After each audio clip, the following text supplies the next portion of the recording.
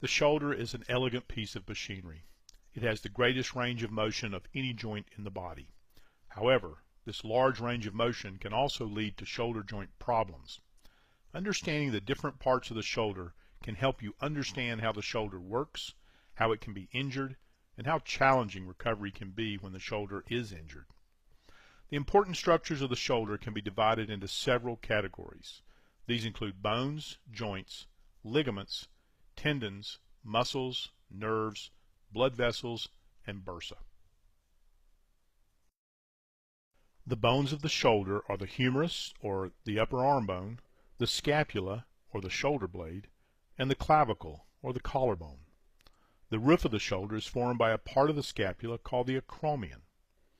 There are actually 4 joints that make up the shoulder.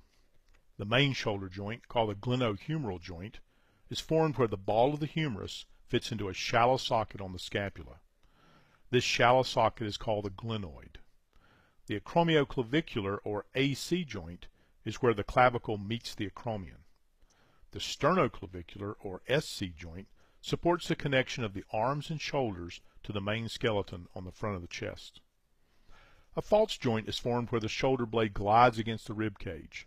This joint, called the scapulothoracic joint, is important because it requires that the muscles surrounding the shoulder blade work together to keep the socket properly aligned during shoulder movement.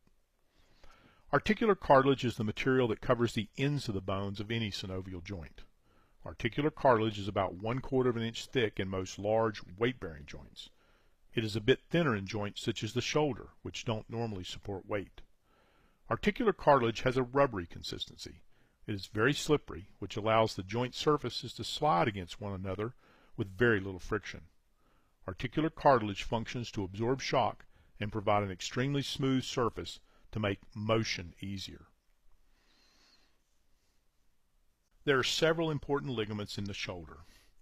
Ligaments are soft tissue structures that connect bones to bones. The joint capsule is a watertight sac that surrounds a joint. In the shoulder, the joint capsule is formed by a group of ligaments that connect the humerus to the glenoid. These ligaments are the main source of stability for the shoulder.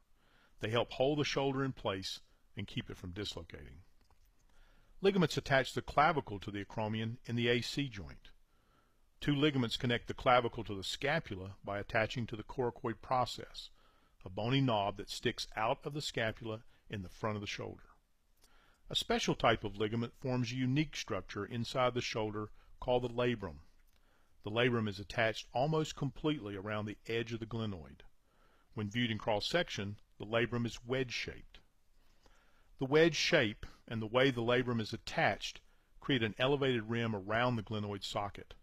This is important because the glenoid socket is so flat and shallow that the ball of the humerus does not fit tightly. The labrum creates a deeper cup for the ball of the humerus to fit into. The labrum is also where the biceps tendon attaches to the glenoid. Tendons are much like ligaments, except that tendons attach muscles to bones. Muscles move the bones by pulling on the tendons. The biceps tendon runs from the biceps muscle across the front of the shoulder to the glenoid. At the very top of the glenoid, the biceps tendon attaches to the bone and actually becomes part of the labrum.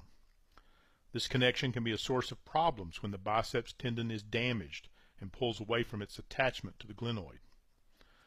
4 tendons connect the deepest layer of muscles, the rotator cuff muscles, to the humerus. Just before these muscles attach to the upper end of the humerus, they join together to form a single tendon called the rotator cuff. The rotator cuff muscles lie just outside the shoulder joint. These muscles help raise the arm from the side and rotate the shoulder in many directions. The rotator cuff muscles and tendons also help keep the shoulder joint stable by contracting and holding the humeral head tightly in the glenoid socket as the humerus moves. The large deltoid muscle forms the outer layer of shoulder muscle. The deltoid is the largest, strongest muscle of the shoulder. The deltoid muscle provides the power to lift the arm once the arm is away from the side. The main nerves that travel into the arm run through the axilla under the shoulder. 3 main nerves begin together at the shoulder: the radial nerve, the ulnar nerve, and the median nerve. These nerves carry the signals from the brain to the muscles that move the arm. The nerves also carry signals back to the brain about sensations such as touch, pain, and temperature. There is also an important nerve that travels around the back of the shoulder joint to supply sensation to a small area of skin on the outside of the shoulder and motor signals to the deltoid muscle. This nerve is called the axillary nerve. Traveling along with the nerves are the large vessels that supply the arm with blood. The large axillary artery travels through the axilla. If you place your hand in your armpit, you may be able to feel the pulsing of this large artery. The axillary artery has many smaller branches that supply blood to different parts of the shoulder. The shoulder has a very rich blood supply. Sandwiched between the rotator cuff tendons and the deltoid muscle are structures known as bursa. Bursa are everywhere in the body. They are found wherever two body parts move against one another and there is no joint to reduce the friction.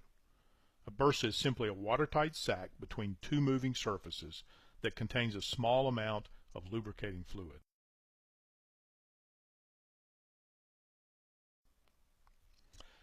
As you can see, the shoulder is extremely complex with a design that provides maximum mobility and range of motion. Besides big lifting jobs, the shoulder joint is also responsible for getting the hand in the right position for any function. When you realize all the different ways and positions we use our hands every day, it is easy to understand how hard daily life can be when the shoulder isn't working well.